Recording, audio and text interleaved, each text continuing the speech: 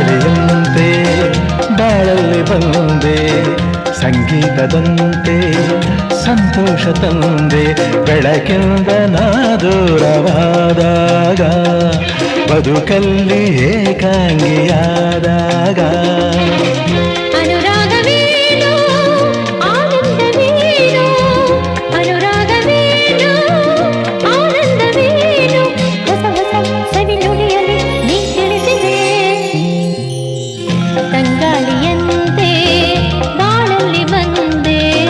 ಸಂಗೀತದಂತೆ